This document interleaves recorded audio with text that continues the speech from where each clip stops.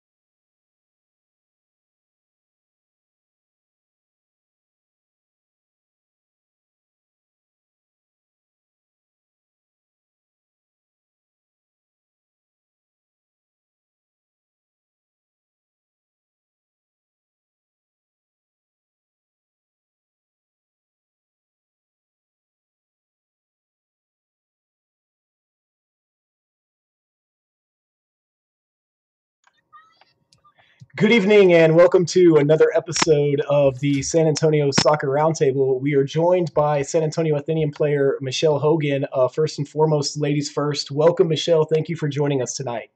Thanks for having me. Happy to be here. Awesome. And then also to Jose, we got another special guest with us. Almost it feels like Jose's gonna be able to join us for pretty much every episode, I think, this month because you're on the day shift. So that's something I'm definitely looking forward to.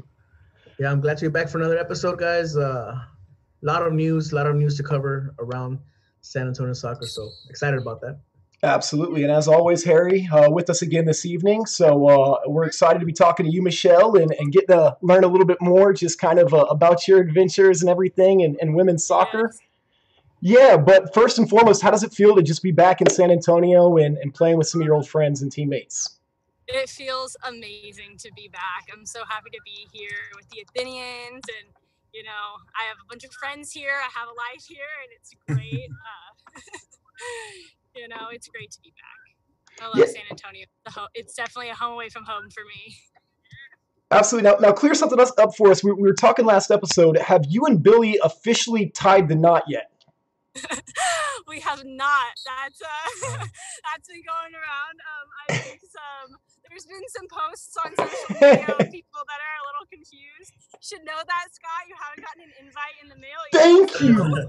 Now you're just trying to make me feel good. That's what I said. I feel like I should know that, like if it had happened while you were out there in Phoenix. You would know that too. Awesome. So still engaged, still doing well. Obviously, we're glad to have Billy back, but we'll talk about him another day. Right now, we want to focus on everything that you guys are doing. So tell us a little bit just about how kind of the team is taking shape and everything. Obviously, some of y'all have played together already, but how are you guys gelling and everything?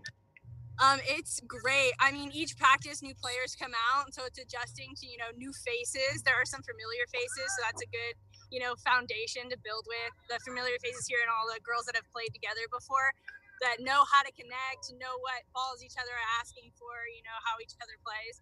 So it's really good to be back, but it's also really good to have new faces and new talent and see, other girls from San Antonio and the surrounding areas that love the sport are out here to play with us.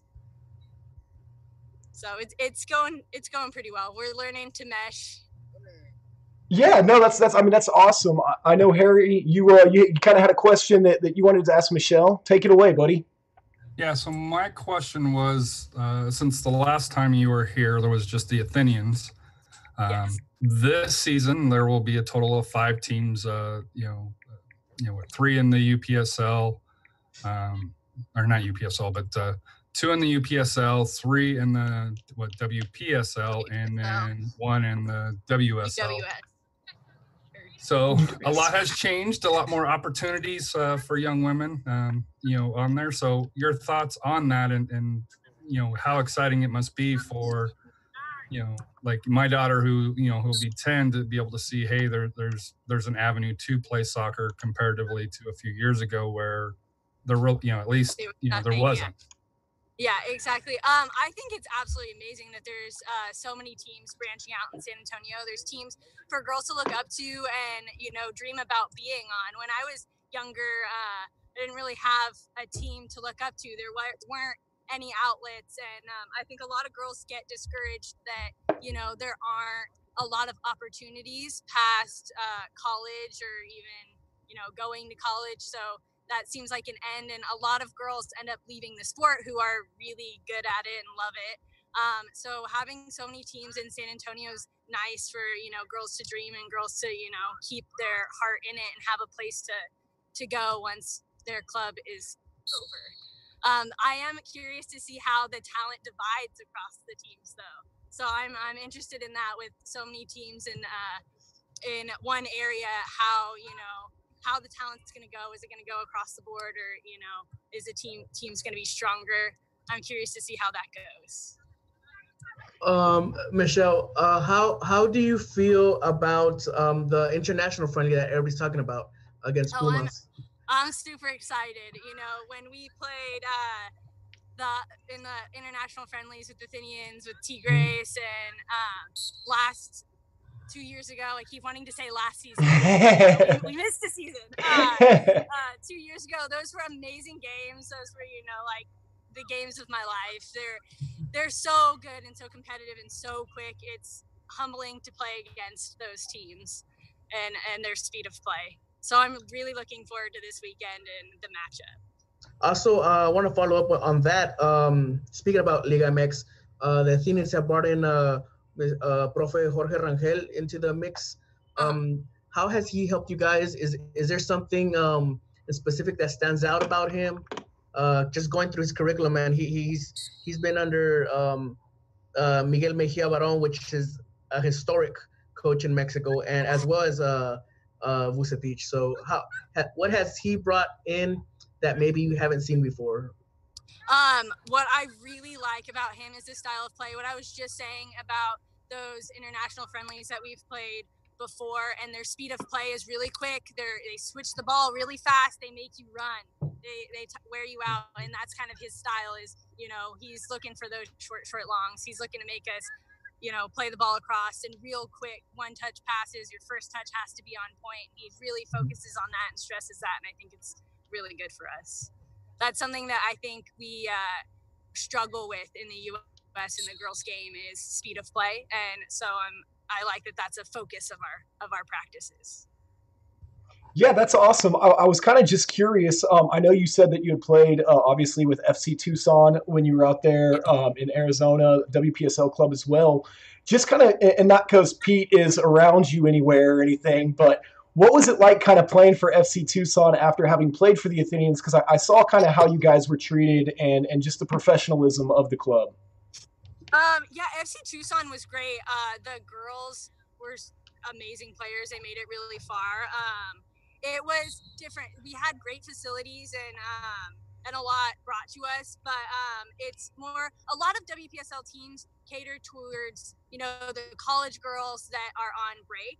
And so that's kind of how that team was. The games were really good and we won and we made it really far, but it was more, they're practicing at college and then showing up at the game. The Athenians were practicing together. You need to be here. Obviously, there's always a few girls that it's harder to make it to every practice with college and living, further away. But there was a lot more of just coming to games and the team meshing there and playing. There were practices, but it was more, a place for girls to play outside of college. Here, we're really focused on just like everybody being together all the time, and this is kind of the season. So absolutely. But gotcha. I enjoyed my time there, and there was really good talent in FC Tucson.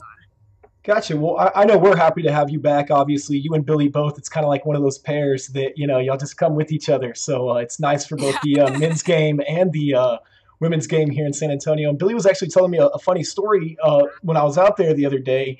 He said that really and truly the only reason he ended up playing for the Scorpions was because he was graduating from college at the time, kind of trying to stay here in the States, and one of his buddies had told him about the Corinthians that he was going to go down and try out for, and actually ended up getting looked at by the Scorpions, and the rest is history. So yeah, it was something, I don't know if they played or what happened, but yeah, I've heard that story, and it was kind of him coming this way. That was right when we met. Really? It's always really fun for us. Billy proposed to me at the stadium, but that was, not many people know, that was actually where we had our first date. We went to a Scorpions game together. We met at the stadium and went to a game together. That's well, thank you again for coming on. Jose, Harry, did you guys have any final questions for Michelle? Because I just have one more. I just want to wish them good luck on this coming weekend, and hopefully it's a start to another good season here in San Antonio, and they're going to represent. I'm sure they're going to represent the city of San Antonio well. Absolutely, Harry. Any final wishes or anything like that? Yeah, I just wanted to echo that. Just I can't wait to get out there and break out my Athenian scarf, and I think my daughter still has an Athenian shirt. Not sure if it'll still fit because she's a couple of years older now, but to be able to go out and watch the girls play. So I think that's what I'm most excited about is, because AJ's got to see, the men play and, so far, and it hasn't had the opportunity for a lot of women's action. So that's the key thing for me of being a parent of young kids that, enjoy the game. Absolutely. Well, Michelle, I just got one more question for you before we let you get back to practice. So how's your Greek mythology? Not very good. Took it in high school for like a semester. All right, well, let's see if you can get this one right. So obviously Athenians, reference to Athena. Athena was the protector of the city, goddess of war. God of war, yeah. Who was Athena's father? Zeus. You got it! Zeus is like everyone's father. So. I guess this is true. Maybe the question wasn't as difficult as I thought it was going to be. I thought I could stump you, but... It all goes back to Zeus. It all goes back to Zeus. It's like that kid in Bible school when they ask a question, it's like, Jesus? It's always Jesus, right? All right, Michelle, we're looking forward to Sunday. Thank you so much for coming on with us. Best of luck to you and the rest of the girls, and we look forward to following you this season. Well, thank you so much for having me. It was great. So there's a lot of stimulation around me, so it's distracting. It's great to be here. All right. Well, thanks again, Michelle. We always enjoy having you, and we'll talk to you soon. Thanks. All right, guys, don't go anywhere. We're going to just do some adjustments real quick, and we'll be right back to finish up the show, so don't go anywhere.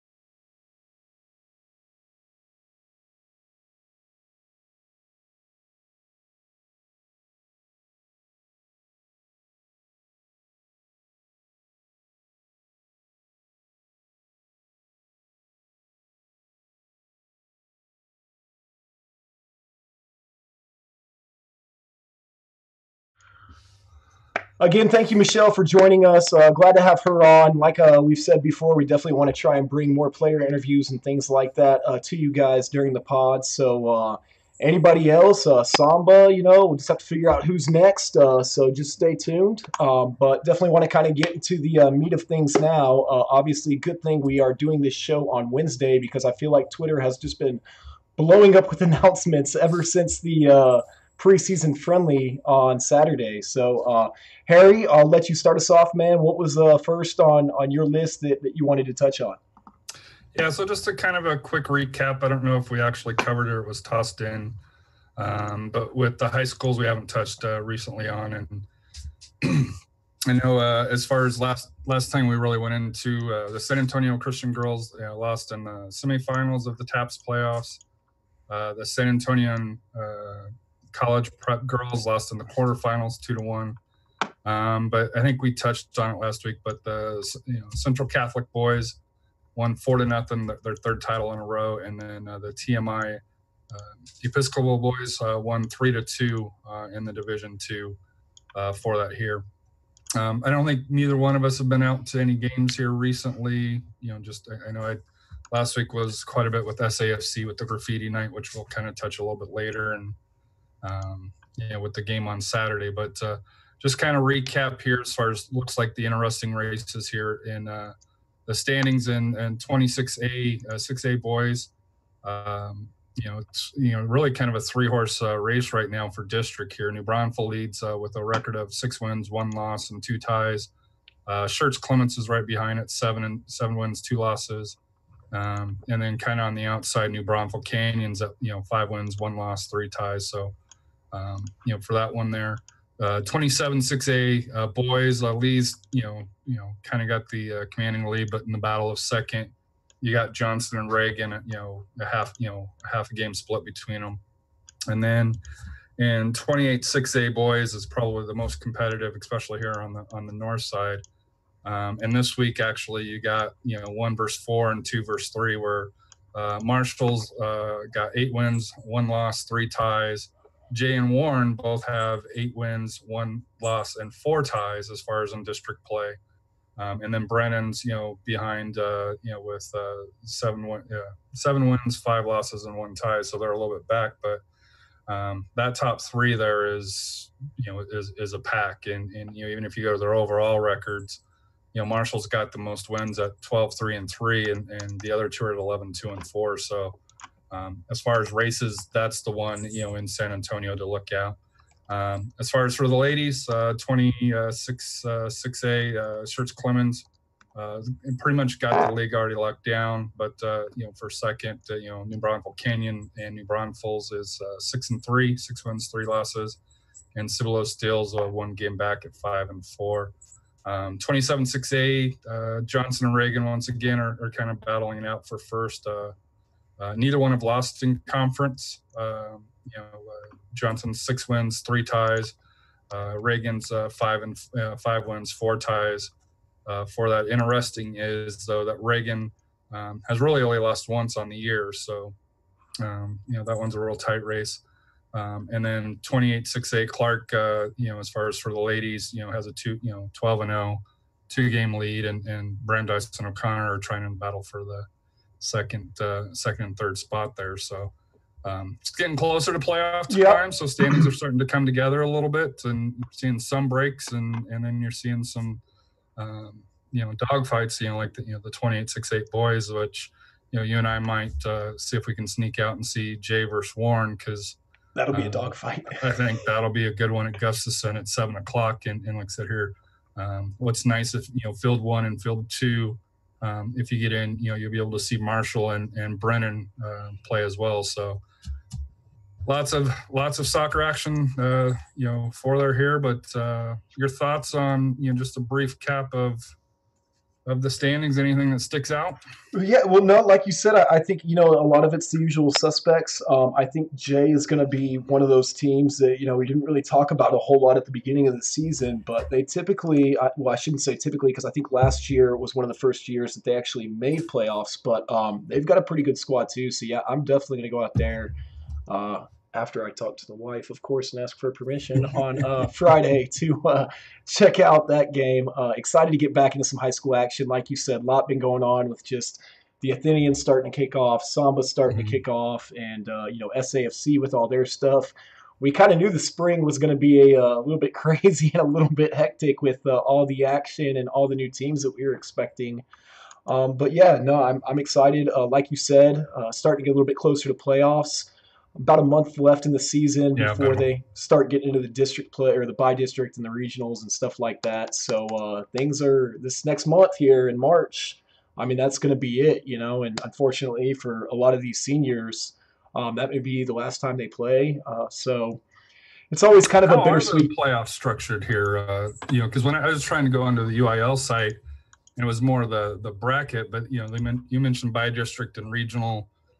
Do they kind of part down on a league level, and then go out, or is it kind of I know they're in regions like Region 4, Region 1, Region Right, 2, Region 6. So yeah, that's kind of how they'll do it. They'll start doing some bi-district play, where you mix up like NISD and NEISD and how they form that bracket and everything. So you'll start having some cross-district play in the playoffs before it goes on to regionals, which is kind of each team out of that, quarter group or whatever as they advance into the playoffs. And then that's where the Valley teams and Corpus teams kind of come in. And Coppell and some of the teams from Dallas and stuff like that will start to come in. Isn't really until, towards the end of that regional level. So definitely be close watching that as we get a little bit closer to the end of the season. Gordina, one thing I thought that you might find interesting, actually, that I'm not sure if you were aware of, but Loretto College is actually going to be in town this weekend for some sort of tournament against like UIW and Trinity University, I believe. So, and that's a brand new soccer program. I believe they're maybe in their second or third year. Okay. They're the junior college. Usually it's the university down there, Texas A&M International University. That's been the main program in Laredo. Actually, the Laredo Heat from the NPSL plays at the university soccer fields. Okay. The junior college, and I believe in the first, they've gone pretty far as their JCOs go. Yeah, JCOs go. They've gone. I believe they've gone on nationals. I have to check, but I know they've since their first year, the first 2 or 3 years that they've played, they've had a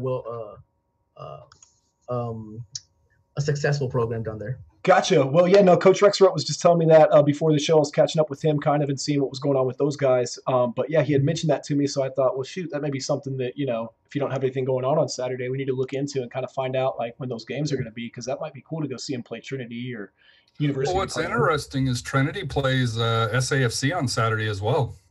Oh, that's true. Yeah. I don't know. 11 on, I'm not, it's a friendly closed door, along those lines, but right for preseason. Yeah. So I do know that, unless that's changed, but according to the schedule, it is supposed to be closed door, obviously, but right. Yeah. Well, we'll have to look RTV on Friday, and then and of course that's obviously closed door. And then Trinity, which I expect Trinity, obviously college teams, I understand it being closed door for reasons. Yeah. Well, it wasn't closed door on Saturday this past weekend. I don't know if we really want to get into the USL news yet. Just a couple more pieces I think we wanted to touch on before we get into that. But Samba and the Athenians both just announcing a ton of players over the last 48 hours. This is how I feel right now. All these player announcements are coming at me. I can't keep up. Who's signing who? But it's good to see, though. It's good to see that the teams are finally taking shape. After a long awaited time that as far as when we first heard the announcements of Samba releasing their what do you want to say, statement of that they were going to form a women's team, right? And then when we found out that the Athenians were coming back, so it's been a long time coming, and it's finally taking the snowballs taking into effect, to the snowball effect. Man, you aren't kidding. I mean, it was like, they announced Hannah Player, I believe, first, who was a former Athenian, former teammate of Michelle Hogan. So it's like, you can kind of see the rivalry. Yeah. And then Michelle got announced, and then Samba came back out and announced their second player, which was their keeper, right, Harry? Was that the second one? Rian Garcia, Rian Garcia, who she's looked pretty solid, played for the Blossoms last year, right? Was keeper for the Blossoms. So, and then all of a sudden, the Athenians come out and announce Allison Fahey, I believe, was their second. Correct. So, I mean, and then Samba came back with Kira Teal, and then Issa Valdez. From Athenians. From Athenians, the Mexican national player. So. And then Samba came back. Yeah, well, I'm not sure which one who announced first or last on this one here, but both of them announced forwards. Samba with Isabella Von Tuasant, and I'm sorry if I mispronounced that, and Leslie Rios for the Athenians. So we've got at least 8 women that we know of, and quite a few of them have past history here in San Antonio playing with the Athenians. I know John reached out to you and gave you a little bit more information about 3 of the girls with Samba, so and their connections here. So as far as for the players, what I'm most excited about is between Samba and Athenians, there's actually news. You know, and last year with the Blossoms, it was, hey, we're playing, maybe. That's right. From no news to, as Jose just mentioned, information overload, which it's not bad. It's a great thing. So, yeah, as you mentioned, just those three players, Hannah Player, Rayanne Garcia, and Kira Teal all play together at SA United as well. And we're coached by Augie Mendez, who is the coach for Samba's women's team. So going back to play for their old coach, you know, we were just talking with Michelle about going to be interesting to see kind of how the talent gets split up. Obviously, you know, coaching and who you're playing for and having that relationship is definitely going to help. So I'm interested to see the different levels as well between the leagues. Yeah, talent levels or just in how the leagues can, I guess, talent level on the field. I think all of them will be very competitive. You know, don't get me wrong, and but to me, when you've got three separate leagues, it's going to be interesting to see how it is. And one of the things in doing my article that we put out as far as like a spring FAQ of the San Antonio Soccer is like the Athenians are playing in a league that's in their division that only have 4 teams including them, where Samba is got 6 teams in the UPSL, and then of course the WPSL, which is I don't want to say, well, it's more established compared to the UPSL.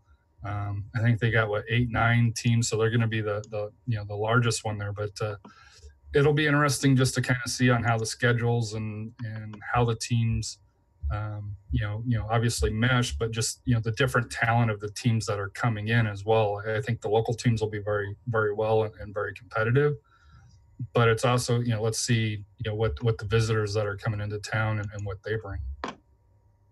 Yeah, like you said, I think each league is obviously going to be competitive, kind of in its own regard, but it is, having 3 different leagues. It's like, and interesting enough, we were looking on Facebook and talking to Coach Rexroad, and they announced that Samba FC Women's would be playing in the UPSL Central Conference South, which almost indicates that there may be the possibility for another Central Conference division.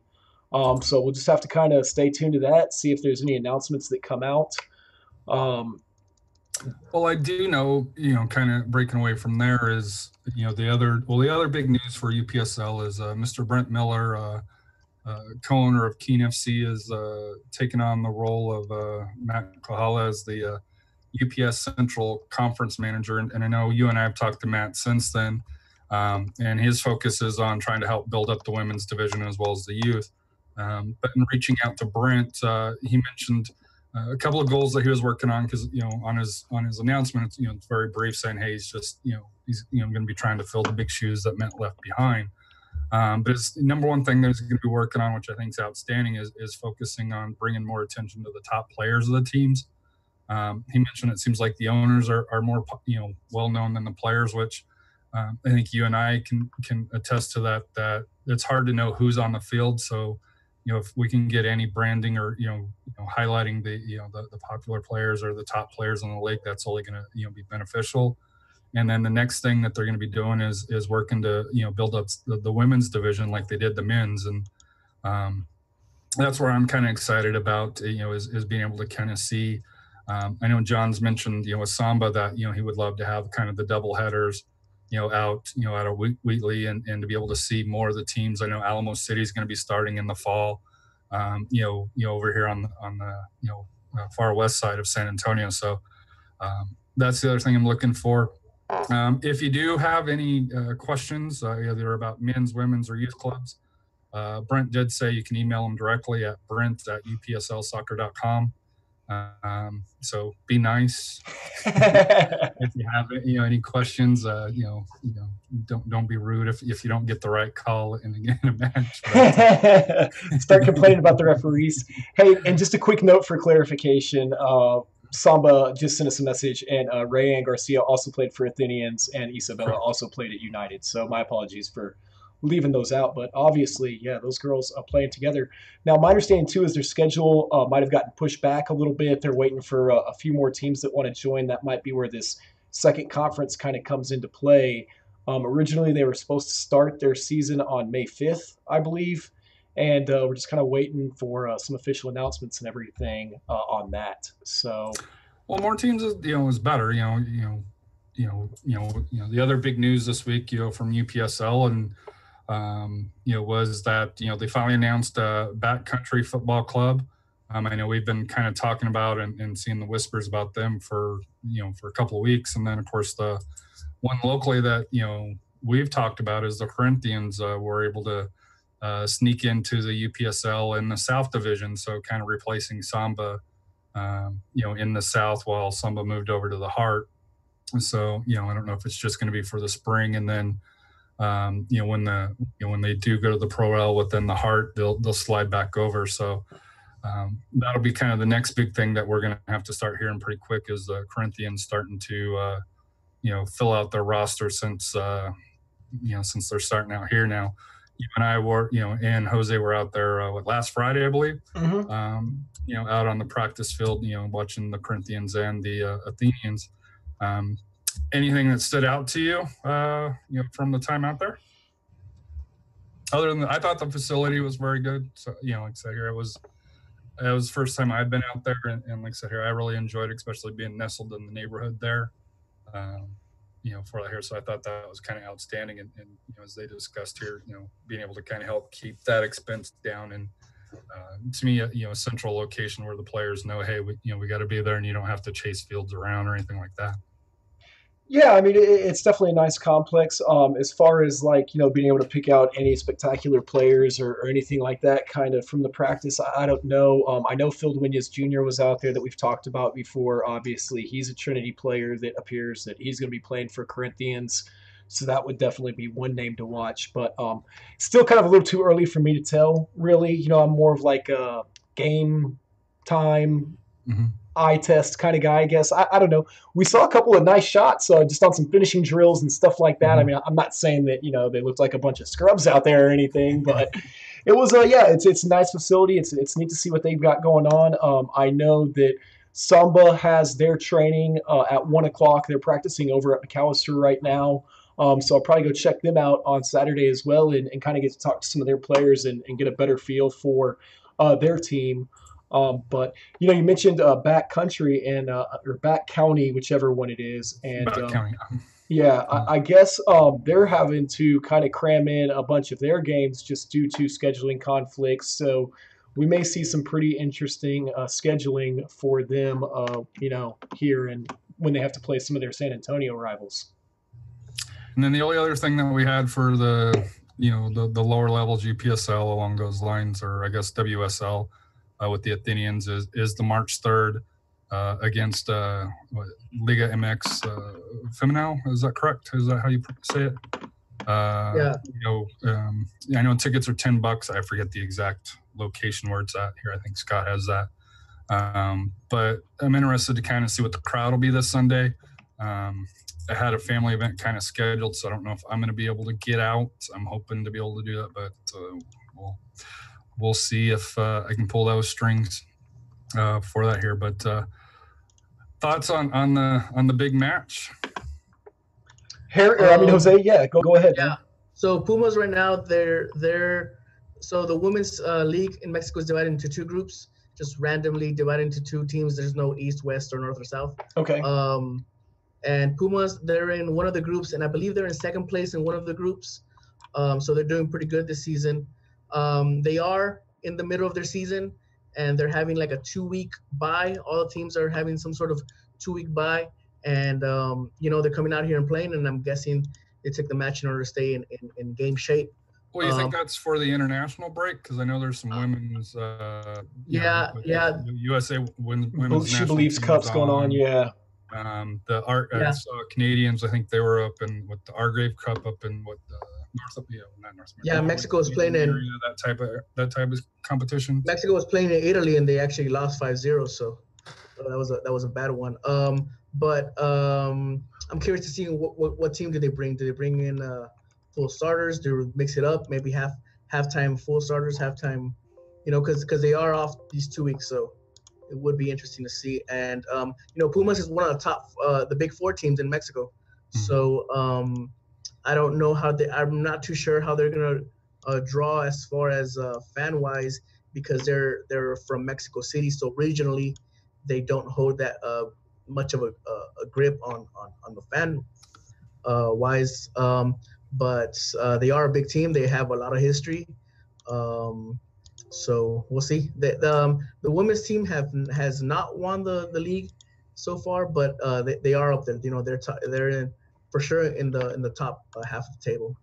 I think they'll draw well.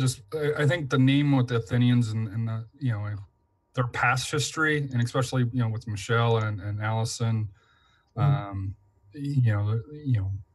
they're probably one of the most popular women's players that I know of in San Antonio, in my limited experience here. So I think they will, with the social media that I've seen, I've seen a lot of positive, saying, hey, I'm going to go out and check it out. And that'll be interesting to see how many actually, follow through with it. But I think it'll be a decent crowd coming out, for it. But you do bring up a good point. With the Athenians only have 4 announced players, so it'll be kind of interesting to see what kind of team that they field as well.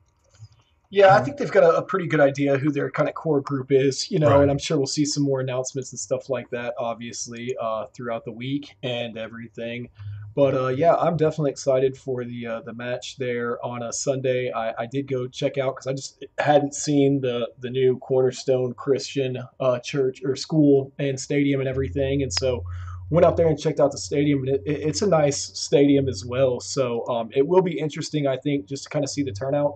One thing I will kind of say, though, you talked about the popularity of the players and stuff like that. One thing I've seen Athenians do that I think is kind of unique is like when it comes to ticket sales and stuff like that, they actually ask their players, to help out with that. So their players are out there in the community reaching out to friends and family and stuff like that and trying to sell tickets and everything for these events. It really gets them involved, and kind of makes them more of a part of it, I think. And I think it really has a positive impact, like you said, on the community and stuff like that. So it's definitely something that, I've noticed that they're doing and kind of unique in that aspect. And I definitely think it's paid off just in terms of the players getting out there and San Antonio kind of getting to know some of these girls versus, some of the other clubs like Blossoms and things like that we saw last year where, not only was there no social media involvement, there really wasn't any city engagement or anything like that, like in person. So just a side note. You bring up a great point, and I'll counter with, I probably know more Athenian players, and they've only been around 1 year than outside of SAFC or the Scorpions than any team, whether it's UPSL or any of the other leagues that have been here. You at least know who they are. Where one of the challenging things with Samba, and I know, we know John, we work with John, but, outside of a few players, really you don't know who they are, just for the fact that, I don't see that fan engagement or along those lines as well as the Athenians did. Now they've improved each year. So, like I said, it's a new season, and I know, John wears many hats, and his staff's kind of grown in a couple of years to where it'll be interesting to see what new things that he's got coming up that, this season here. But, between them, the runners and through there, to me, you bring up a great point where the Athenians players were well known and sure they were the first, I want to say their first women's team, but I want to say they were the first women's team, right? Here in San Antonio. First one I was aware of back in, so I don't know if there was anything, way back in the day or something like that, but first I'm aware of. But, so I know they got quite a bit of pub for being that, but, to me, like I said, it was exciting. So looking forward to that. Any other news that we have for kind of on the lower levels, men's or women's? I can't. I believe, didn't Alamo come out to say that they're going to have their men's tryouts? That's right. Good call. Yes. They're gonna have a couple in March and then one towards July, and I think it's gonna be for their 2019 fall team. Yeah. They start 2019 fall. What league are they playing in? UPSL. Once the Pro Red comes, that's when they'll be moving in as one of those. In the second division, right? In the second they'll division. be in the second division when they're going to come in, correct. Exactly. Pro Rel, yes. Dude, it's here, man. Yeah, absolutely. So, it's going to be interesting to see how this helps the popularity of the league for all the Pro Rel fanatics. It's here. So, as you mentioned, though, Alamo City men's will have their tryouts. Their first tryout is going to be March 9th and 10th. So that's only 2 weeks away. So that's soon. They're gonna have a couple other tryouts because, as you mentioned, won't be starting until the fall season. So, Harry, I saw where you had shared that earlier. Thank you for posting that. And I think that basically kind of covers all the player announcements. As you mentioned, I know you said, Harry, that weren't sure kind of what John had planned for this upcoming season, just to try and a little bit more notoriety or whatever. I know he was trying to schedule some friendlies and stuff like that, and we'll see if they can get anything kind of solidified. Just always, how it is, trying to find fields and agreed upon times and all that kind of stuff. So I know he's actively trying to do some different things here, but we'll just have to wait and see kind of what shakes out here in the next couple weeks.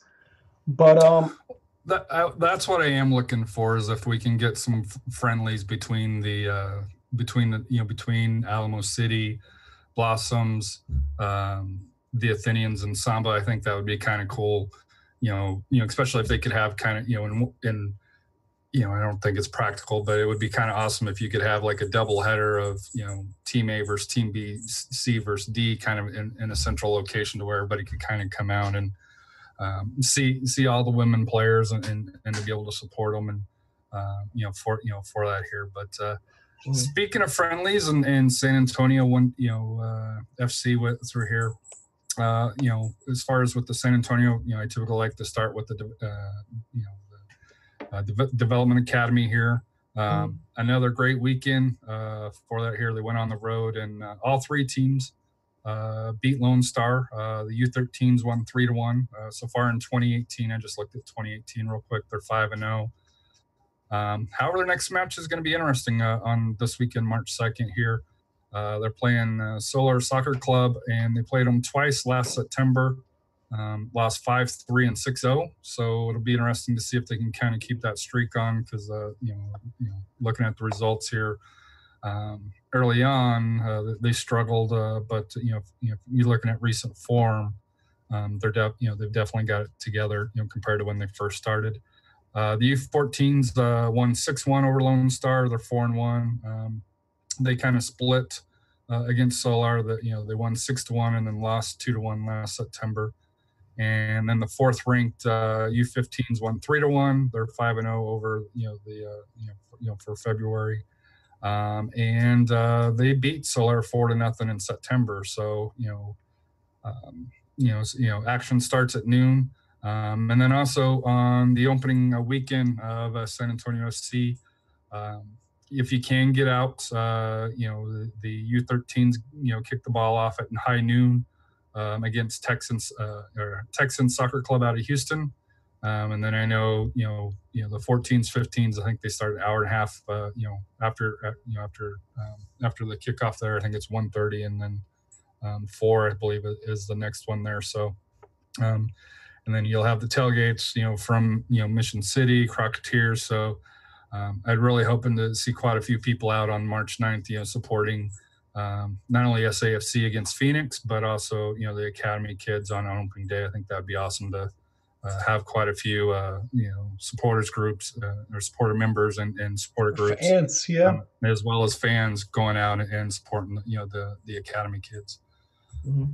Yeah, Solar. I know Solar always has a pretty strong club. I mean, they've been around forever. They were pretty prominent up there in Dallas whenever I was growing up playing. So yeah, Solar is one of those. I mean, Dallas Cup winners. Very, very prestigious club for Dallas Fort Worth. So definitely a good matchup there. But so San Antonio, there's quite a bit of off the field news. I think off the field's been more important than the action that we saw on the field. Well, it's about time. It's so interesting because, we talked about that and how quiet, like, the off season has been, and hopefully they're just working on something, like, really awesome and it's going to come out or whatever, because we hadn't heard anything really about season ticket memberships or, things like that. And I kind of want to start with the first announcement, actually, of the new Behind the Stripes podcast. Right, by Preston and Luis. Mm-hmm. And I know I've had a few people kind of reach out to me just like, what do you think about this? Or, seen some comments on social media and stuff like that. And, I think sometimes it's easy to just kind of forget what the overall goal of this podcast and SoySaf and Texas Soccer Radio and... No. I'm sorry. Is it Play of the Day or... God, no, I'm not trying to be a dick. Play of the Game. Okay, Play of the Game podcast. But, the whole reason that we do this is just to kind of try and bring attention and talk about the club, because unfortunately there isn't a lot of attention out there. So I'm excited that Luis and Preston are doing this. Mm-hmm. I think it's going to be cool that they're going to talk to players and that, fans and even us are kind of going to get a behind the scenes look at what goes on, within the organization and everything. To me, the more the better, like I say, the whole reason we're doing this is just to kind of try and promote the sport and talk about what's going on and give credit where credit's due. So in my opinion, the more the merrier. And it's definitely something that I know I'm going to be listening to. And I hope, you guys listen to it. Maybe we can even talk about, some of the things that they discuss and just our own feelings about that, But what'd you think when they first announced that? I was excited, and the reason why is Energy FC. I don't know. Most people know I listen to podcasts. Energy FC does off-pitch podcasts. It's by their communications team, and and I know I've seen some social media comments saying, "Hey, it's it's going to be a mouthpiece for the team," which it is. But to me, it's a great thing. Number one, they can get their message out. Because how many times have we talked about the lack of transparency with, SAFC, about, hey, why are they doing things here? With Preston and Luis, you're going to be able to, from everything I've seen, they're very open to questions. And, I'm assuming if they can answer it, they'll answer it. Now that'll be a separate question, which we'll kind of go into if they don't, or, try to expand on it. But to me, just, the additional player access, mm-hmm. To me, them being able to kind of explain, hey, this is why we're doing, this is something that's been implemented. I think it's a great thing. Now it's competition, you could kind of say for us, because, one of the concerns that you had, when we first started was, hey, we should do 30 minutes compared to an hour, just because, how much time frame do you actually have to listen to podcasts? But I think it's becoming a more accepted, media, thing to where you can put it in while you're working out, driving home, just, have it on in the background for here. So I'm all for it. And like I said here, I'm sure it'll give us information to talk, for it here now. I'm also a realist to where, hey, they're probably not going to go as negative on the team, that the indie podcast will do. But, they're team owned. They're going to try to spin it in a positive manner. And as long as you go in with that mind frame and, mm-hmm. And, to me, like I said here, if they can kind of replicate what Off Pitch Podcast does with Oklahoma City Energy, to me, it's a great asset, and I'm all for it. And like I said here, I was really excited that they're going to engage the fans, because one of the big things that we try to do is kind of be a voice for them. They're going to have their own voice, which, if we're honest, that, as a fan of the team, that's a great thing. Mm-hmm. I don't understand how anybody can really take it as a negative, getting more information, more insight, to it. Now we've got to see what they do with it, of course. But my limited interaction with Preston and Luis is, has been positive. They're also, obviously pretty smart guys, besides Preston being a Cowboy fan, but, you're a Cowboy fan, so I deal with it. So. Jose, what about you, man? You hoping for a San Antonio FC? How do you say between the stripes in Spanish? Entre las franjas, I believe. Just what Harry says, it's not going to be, if you're looking for that controversial player critique type of podcast, more opinion-based podcast about, this player shouldn't be on the field, or this player has been not playing up to level. This is not going to be it. Sure. It's going to be more of a think of it as a Twitter, but an audio form. On Twitter you see the videos, quotes of player quotes. Maybe they'll have the actual audio of the players, interviews with people from the club, maybe from the guy that done an incredible job this year at the groundskeeping, to maybe all the way up to Tim Holt. Interviews like that would be interesting to listen to. Maybe interview some of the front office people, the ticket reps and stuff like that, not just the players, coaches, academy kids. It's going to be that kind of podcast. It's not going to be an opinion based. Like we went hard last year on who was named the captain. Yeah, season. It's not going to be that type of podcast. It's going to be more. There'll be no Diego versus Matt, no F-bombs. No. It is a door for that's being open. Absolutely. To the fans to look more deep into the club. Absolutely. And you know what? There's a lot of fans out there too that, they probably don't get into it like as deep as what some of the diehard, the people that listen to us and listen to Play the Game and stuff like that. Hopefully it gets more fans involved in just listening during the week to what's going on with the team, so that they can kind of become advocates and stuff like that for San Antonio FC here in the city. So I'm with you on that, Jose, 100%. But so I think that's great news. The one guy that they need to interview though is the bus driver.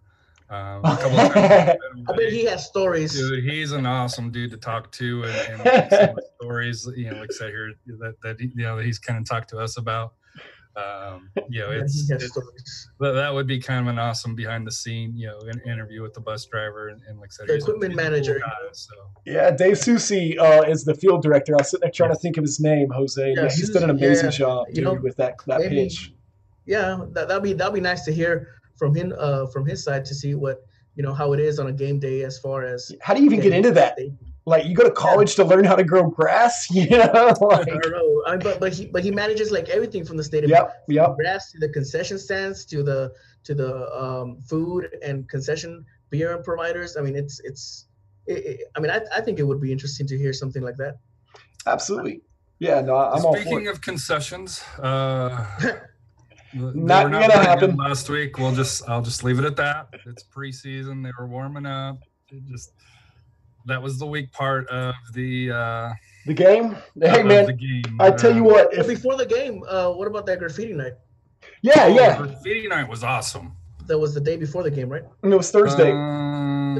Thursday. 2 nights before the game. Exactly. Yeah. So Thursday night. Went out there. Tell us about it. Yeah, Thursday night graffiti night. Somehow me and Harry missed each other in that little tunnel. I don't know if I was out on the field when he was leaving or what, but I didn't even realize that was AJ's artwork. I was telling him the next day I saw where he had put the Didic thing on there. I didn't even realize it was his, until I saw San Antonio FC post that tweet. But it was a great turnout, man. There were probably a couple hundred people there. I don't think they really expected that many people, honestly, to show up. Just kind of based around the spacing and stuff like that they had for people. I don't think they really anticipated filling that whole tunnel just purely with the fans, and how many people showed up to write messages of encouragement. And, Coach Powell was there. Tim Holt was there. I'm sorry, I was just drawing a blank. And I think it's really cool that they just make themselves available like that to the fans and everything. And, it's one of those things where last season, I don't know, something about it just made it not feel as much like a small town kind of club, like it's been in the past. And I think that just seeing those guys out there and the way that they're just open to talk about their players, if you have questions or anything, Coach Powell answered anything I asked him, and so did Tim Holt, just regarding the team, the locker room, whatever, So I thought that was pretty cool that those guys showed up and they just make themselves available, day in and day out for the fans when they don't really have to. So What did you think, Harry? Did you guys have a good time? I loved it. Like I said here, my kids did the painting, and I was kind of, hey, let's not mix and match the paint, and be careful not because last thing I wanted to do is come home with paint all over and then I get in trouble. But no, it was. They thought it all through. It was really well organized too. How they had the stations. It was awesome, and what I thought, because we got there right at 7, and we went up through there, and I know the Crocketeers and Mission City worked on some awesome two big pieces. Art pieces, right near midfield, and heads off, outstanding job by those that did that, because I'm not a very creative person, and it was awesome work to see, and hopefully if you're a SAFC season ticket member, hopefully everybody gets the opportunity to go see that wall at some point during the season, because I left right around 8, which I think is right when you were kind of coming in, and when they went through and did the video of it, where we thought, hey, the wall's already kind of full, they filled in even more, to where it went basically from the locker room all the way to the stadium, all filled, and I know I sent them a message saying, I hope this becomes an annual event. You'll have to paint over it, white it out, whatever you want to refresh the wall. But I can't imagine a better event that SAFC, especially compared to last year. I think last year the big one they had was the pickup of the bobblehead. And I know Mondays, I think it was Monday you're going to be able to pick up your season ticket stuff. And then they had the jersey reveal, but they were all at restaurants and clubs, but it didn't have that intimate feel. I think this one had that kind of family vibe of, the SAFC family, the kids were able to go out on the pitch. They were able to sit in the players' seats. One thing they did mention that I didn't see happen, they mentioned that there was going to be a TIFO party and then also a chant practice. I didn't see either one of those there. So that might be something that we need to because we looked around just to kind of, say, hey, if there was, but see what exactly they do and everything. And it looks like they kind of specialize in creating some of these reward program type apps and stuff like that. I hadn't actually dove into it yet. I did download it. I just haven't signed in, but was looking through some of the different pictures and stuff like that they had shared on social media and everything. And it looks like you can go in there and, there's rewards, there's tickets. The one thing I was kind of curious about, though, like, are we not going to get a season ticket member card now then? Is that done? Nope. It's all going to be digital now. It's my understanding. Just like, well, it should be just like you had when you went into the preseason game.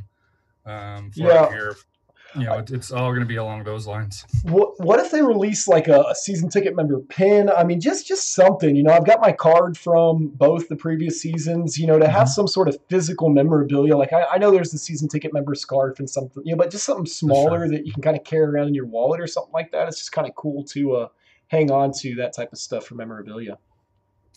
Yeah, I think the cards will be in, even if you can't use them to get in, but just to say that you've got them, with your seats, because, to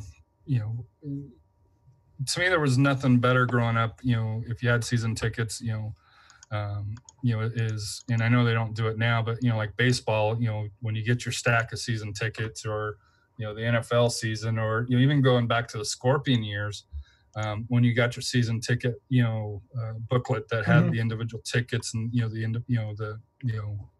check out, hey, who's on what ticket, along those lines. That's one of the things that I kind of miss. I like, the ease of, hey, here's my phone going through here. Of course, then the issue comes in. What happens if, the site's down and you can't get in? Are they not going to let people in, or how are they going to get around that? So that'll be the interesting. I kind of wish they would have had it prior to the friendly to be able to kind of just have one test, compared to opening night where, you got to figure majority of people are going to be using the app to get in, I would assume. Mm-hmm. Do you guys know if any other teams, USL teams, have apps? I know there's. I think some do. Okay, I'm trying to remember specifically who. Now that but I know I've seen like one or two that have commented on social media or something that their team has an app. So For sure, Keane had an app, so maybe I'm thinking of Keane FC. Well, Keane had one, and we talked about him. About trying to make it a little bit more. Especially here in the UPS Central, try to see if you can make that a little bit more common across the board between the teams. But when you got some teams that don't even have social media, it's kind of hard to say, hey, have a get an app. Have an app. Well, let's get into the game then. We're coming up on an hour already. Yeah, let's start talking about some San Antonio FC match. So it was kind of a little funky as far as the setup. It was a 45-minute first half, which was right, and then 30 minutes for the second, and then they had a bonus game for it here. So the starting lineup for San Antonio was Cardoni in goal, Green, Yaro, Didic, and Akan. So that seems for that here. Couple of changes in midfield. Lahoud, got the captain over Pekka. Christian Pirano, number 19. Yep. Was in the other midfield position. And then up front, you had Barmby, Lang, and Guzman. So I think that's pretty close to the starting lineup. To me, Pekka, Lahoud, I think those are going to be the two captains. Lahoud, is veteran, high experience. And then, in the 63rd minute, Pirano came off with the Ethan Bryant sub. And I think if they're wanting to go more attacking, I think that's pretty close to the starting lineup that you're going to see. What's your feelings on that? Yeah, I mean, I'm pretty much good with that starting lineup. Lahoud, I really didn't feel like we really got to see much from the entirety of the scrimmage. He just didn't get that many touches, unfortunately. It wasn't that he played poorly or anything. He wasn't really involved very much. So I didn't really get a great feel for him. Barmby looks like is going to be the free kick taker based upon he took basically all the attempts, I believe, during the game on Saturday. And I was watching him in warm-ups before the match, just kind of doing some free kicks and stuff like that. And I don't know if I'm sold on him yet for our free kick taker. That first opportunity he had, he kind of just wasted. The second one was a little bit closer to frame, if I remember correctly. But definitely going to have to keep a close eye on that because I wonder if he's going to be the free kick taker throughout the season. But Jose Pirano, man, tell us a little bit about what you thought of him. You said you weren't surprised, really, when we saw him out there on the pitch. Yeah, he said watch YouTube. Watch YouTube and you shamed all of us, Jose. I've been here since day one. Do a little bit of reading. That's from the famed River Plate Academy. Okay. Argentina. It's a soccer producing, academy. Monster. Ships talent all over the world. MLS, Liga MX, Europe. Even Dallas Cup, man. They're another one that you see them every year. You hear that name. The top two. They're one of the top two teams along with Boca in Argentina. So yeah. And I believe he played in their academy. He started off, and then he went over to the name escapes me, but he didn't play first team minutes. He played more in their U19, U20 squads. But man, he's a fast guy. He's very tenacious, like Argentinian players tend to be. He has that garra, scrappy. Scrappy. So you would see him. Players committing fouls on him, but he wasn't falling. Who else does that? A fellow Argentinian, Messi. You slow down. I'm not saying he plays like Messi. I'm just saying, That's stay on your feet. You don't see that often. Stay on the feet. Yeah, I got you. I'm gonna keep going. I'm not gonna take the dive like the Brazilian do. So he has a very different style of play that we have not seen in San Antonio. That's for sure. And you can tell. You can tell by the way when he came off the field. He got a good standing ovation. Almost a standing ovation, especially for a preseason. Yeah. So this could be from the kid. It's a long season though. Yeah, no, and this could be my own stupidity, but you guys mentioned the standing ovation. I was a little confused. I kind of honestly at first thought that the standing ovation was for Ethan Bryant coming on the pitch, not the performance of. You know what I mean? Like, no. I mean, Ethan Bryant's been getting a lot of fame. The star of the match for everybody was Toronto. But standing ovation, like I've never seen a standing ovation at Toyota Field for like hardly anyone. But it was a standing ovation. Applause, we'll say. It was a standing. I was there. I saw people standing. It was a standing ovation. But like I say, I was just kind of curious if it was Ethan Bryant coming on the pitch with all the announcement, all the hype around him, or when you guys had mentioned kind of on social media, I saw, standing ovation for Pirano coming off. I was like, well, typically that's who you're cheering for, right? Is the guy coming off, not the guy going on.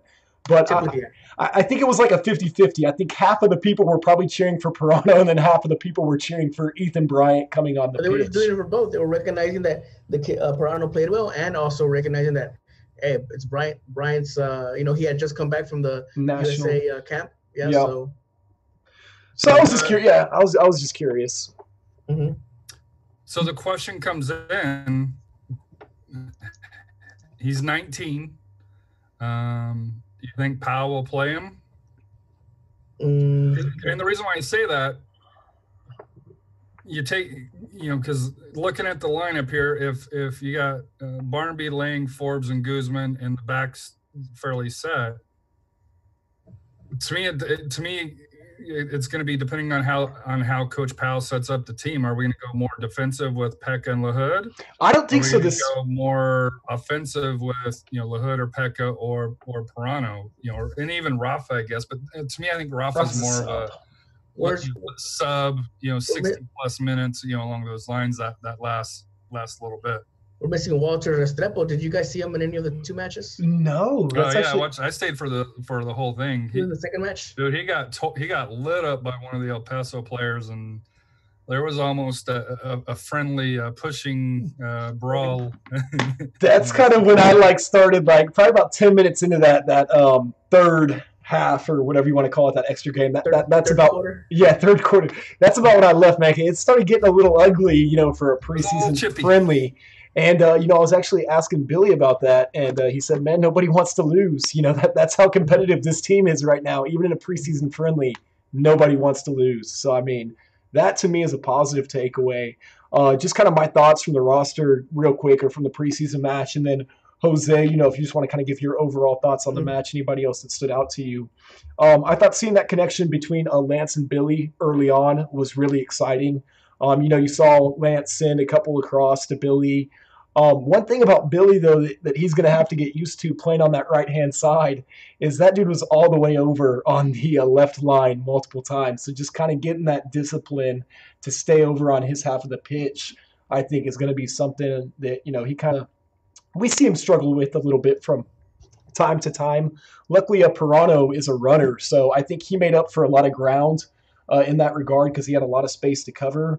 One thing about Pirano, though, that I did kind of start to notice towards the end of the second half, like you mentioned, Jose, he doesn't go down. But, teams, I think, get frustrated with players like that. And when you hold on to the ball just a little bit too long, the referees aren't going to give you that call either. You know what I mean? When you're holding it up and trying to take on two guys and getting double teamed, the referee's not going to call a dive, because he held on to the ball for too long. So just one thing maybe for him to kind of look out for or whatever as the season progresses. But as far as that back line goes, man, Didic is aerial. He shuts it down. He's basically like Sip, if not a little bit taller. So I think he's going to fill in those shoes quite well. Green kind of surprised me a little bit because he got isolated a little one-on-one over there, and I thought did a pretty good job defending it in one-on-one situations. Mm-hmm. And then Yaro, he's very vocal back there on that back line. He's the one always yelling, always telling players where to go. He was helping Akon out a lot with just who to mark and everything else. So I think those three. That's key though with Matt, because Matt's not. I'm not, and that's something that we've kind of had concerns. Especially when you're going back to the Diego versus Cardoni is, Diego would verbally be that voice in the back, where Matt's more that silent leader and not saying he can't do it because I've seen him do it, but. That's the thing I kind of picked up with Yaro is you could tell he's probably going to be the quarterback, for the back line. for the back line, which I don't ever remember having that last year. And I think that may have been kind of why everybody's been moved out, even including fan favorite Sip. But to me, like the Yarrow and Didick, to me, they excite me. I don't see, I think at least, unlike last year where you saw a lot of movement within the roster, outside of the midfield, I don't know if you're going to see a lot of movement, outside of injuries and maybe, Sure.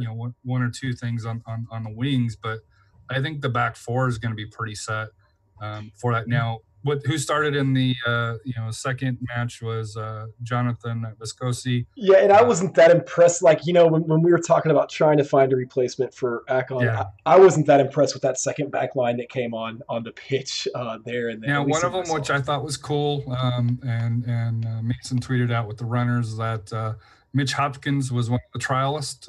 I believe he was the one in the back next to Pasquale Abusi. Fenwick, and then Leroy Pekka which was captain. Bryant stayed on. Rafa, Restrepo, and then a trialist, and then Alex Bruce was up front. Again, from my understanding, the loanee from Los Angeles Galaxy, Bradford, I forget what his last name was. Bradford, yeah, from LA Galaxy 2. Bradford. I know it's Bradford. I forget what it is, but from my understanding, just I was kind of surprised he didn't see the pitch, but he just got here, and I guess he's still trying to get fit along those lines. So I'm assuming this week's matches will probably be a little bit better, better idea of the second or third team. But my only negative lineup wise, I didn't really see any big changes from last year to this year. I think we got a little bit better, and I was hoping maybe more of a 2 up front, or a 4-3-3, which, and speaking with Royce, I believe they kind of, when they setting back, they're more the traditional, but when they're going forward, it's going to be more of a 4-3-3. But, then again, it is preseason, so it's, are you really wanting to show your cards at this point? But no, not especially against El Paso, a team that you're going to have to play. I don't think Powell has shown all his cards. That's for sure. But, no, I thought it was entertaining. You saw some things that the team still needs to work on. The finishing touch still not there. I think both teams had opportunities. I think the El Paso goaltender was the goal of the match on their side because he had a couple excellent saves where San Antonio FC did put it on frame and probably should have scored. But it was 0-0. Not much to write home about, but even if they won 10-0, still nothing to write home about other than, gives us a little bit, hey, they did great. Mm-hmm. What do you think for me, the biggest, I like Didic. I like Green a lot. The midfield, like you guys say, was good. But what's concerning me is the lack of involvement of Ever Guzman. I don't see him get the ball in spaces or ways he can improve or help the game flow. He's usually receiving the ball as a post with his back to the goal. Out, right? He was with the ball to the goal, he has to come back and in order to get some touches on the ball because up front him by himself and having the two wingers, there's not really all both central defenders are on him, so there has to be something has to be done there. Maybe include a second attacker, I'm not sure, or somebody from the midfield to join them to draw one of those defenders that are covering him. Mm-hmm. Yeah, but that's kind of worrying to me. It's preseason again, so we'll see how that changes or if it can change. But I think that's where improvement needs to be made. Getting Ever more involved in the game, because all I really saw was him tracking back to get the ball or receiving the ball. Quite a bit doing that. Playing pivot and receiving it with his back to the goal and passing it out to the wings or whatnot. Or there was cross coming in from Billy Lang, but he had two guys on him, and he's not going to be able to do anything, especially not being a big body, But that's the same issues they had last year, though, right? Well, Well, I think some of the problem with that, though, too, was, Billy looked like 2017 Billy, which, in my opinion, is both a good thing and a bad thing. Billy's got a lot of talent. He's a great player on the ball, but he definitely holds on to it for too long. He doesn't give it off. And Lang is almost the exact opposite. He's almost too selfless. Like, he had one chance where he was one-on-one with the goalie. He passed it over. I was like, you got to shoot that. And I'm sure he's kicking himself a little bit like, all right, next time I got that. But, you see that sometimes with Billy where, again, he loses it. He hangs on to it. Guzman might be open in the middle. Lang might be open for a cross. But, like you said, it's preseason. Hopefully they can get Guzman a little bit more involved, throw another attacker up there. And I guarantee you if Lance and Billy start connecting because they're scheming on Guzman, they're going to start to take away some of those defenders from the Central and start to play them a little bit out wide. Because one thing I did see different in their attack is San Antonio FC switched fields constantly. I mean, whether it was there in their back line, switching it, I don't really remember seeing that a whole lot last year. And it could have just been my vantage point, being there in 118 versus kind of at the 50-yard line where you see. Speaking of that, congratulations. Scott's got a media pass for games this year. Now he's got to apply each week and, got to prove himself. So congratulations. Get to hang with the big wigs, Kyle and Kyle, Aaron, who else? Steven was up there. The hard part is not getting there. The hard part is maintaining yourself there. Oh, thank you, Jose. Yes. Yeah, no, that is exciting news, though. So we have officially been approved by San Antonio FC as official media. So for player interviews and things like that, we kind of have that access now after the games to be able to interview Coach Powell and hopefully have some sound bites and stuff like that from some of those interviews for this show. So that is exciting news. I'm happy. Not for me. This is something that, we've all accomplished. I mean, it hasn't just been me sitting on these things for the last year talking. But you're the face of the team, buddy. But it's exciting. So, no, I'm excited about San Antonio FC. I really think they have a good team. I think they are going to be more of an offensive team this year. I think talking with Tim Holt, that's really kind of what their game plan is this season, is to try and be more offensive. The league's changed so much, and I think that's kind of been a little bit of the downfall of SAFC, is just kind of trying to keep up with how the league has been progressing. Yep, I agree.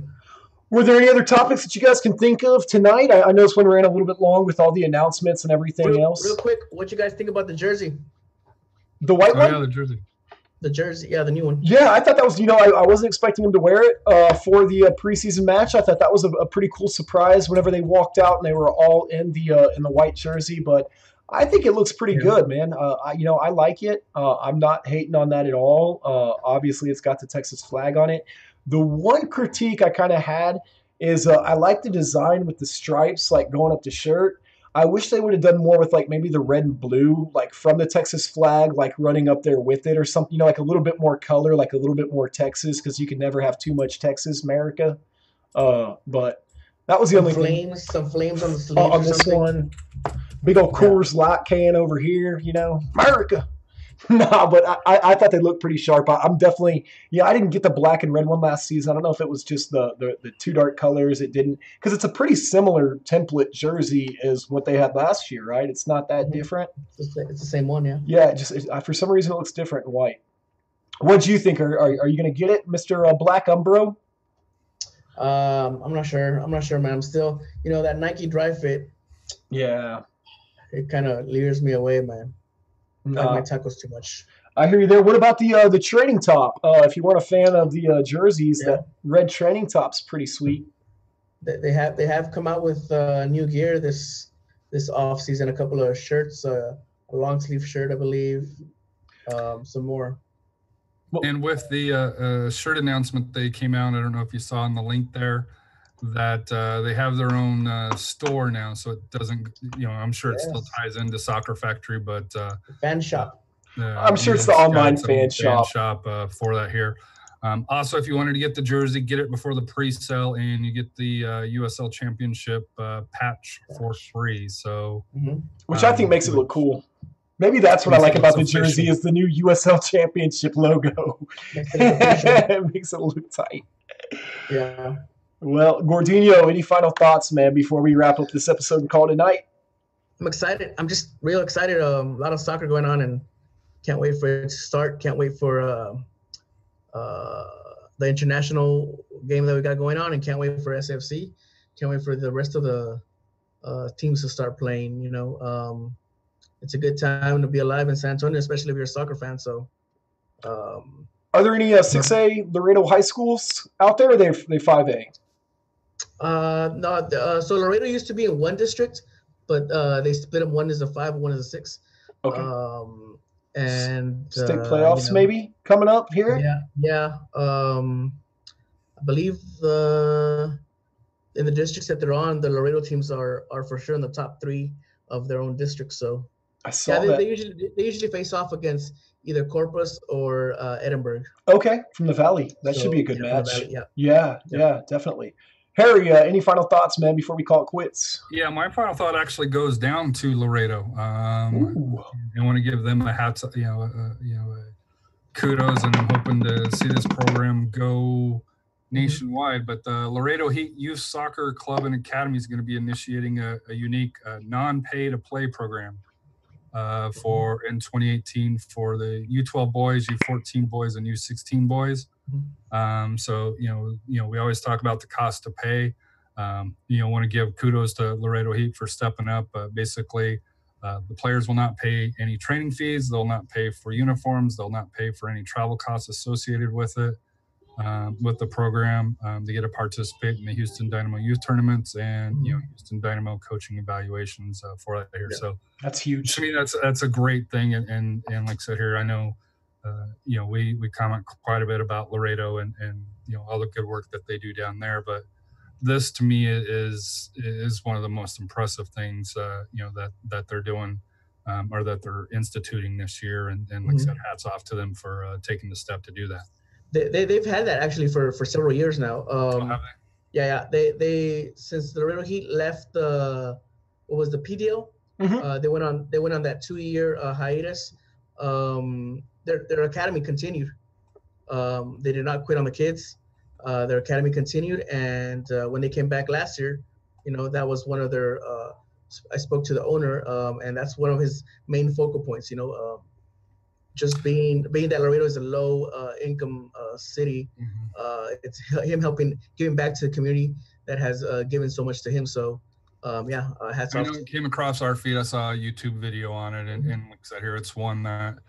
Yeah, I hope it grows. I know San Antonio, they have their pro academy that has it, but I would love to see other academy, teams. And I know there's money; it's a business. It's don't get me wrong, but to me, it was brought to my attention on social media this week, and like I said here, I wanted to give them. My final thought is it's an awesome thing, and to give kudos to another South Texas team. You can't go wrong with that. As long as it's not RGV. Hey, if RGV was offering a free camp for the kids in Edinburgh, no, it would still suck somehow. I don't know. Hey, in 2 years they'll be in San Antonio system, and then in 3 we'll just steal they'll them. be in the Austin Bowl. So, don't say that. Just real quick, when I spoke to the owner, they are looking into getting Development Academy sanctions. So they're working towards that. So playing the academy kids little by little, they're doing big steps. That's awesome, man. My final thought, we may have our first sponsor for the San Antonio Soccer Roundtable, which would be awesome. An alcoholic beverage? It's actually, so if we just start plugging Knockerball every 5 minutes during our show, you guys will know why we can't stop. The backgrounds and stuff. Yeah, the little ball. We'll do the shows from Knockerballs while we're playing. No, they reached out, and if anybody's looking for a Knockerball event, let us know. We've got a link. We'll get you a 10% discount, and it kind of helps us out as well. So I was going to talk to these guys about that and everything before. Can't go wrong with Knockerball. That's over here in Alamo Ranch. This is So they do like the individual things where you can rent them out for like birthday parties and stuff like that. But we'll keep you guys we'll keep y'all in tune. But yeah, next week we might all be in bubbles. So if we are, you know why. But this is the San Antonio Soccer Roundtable. Dude, AJ will be down for that one. We out.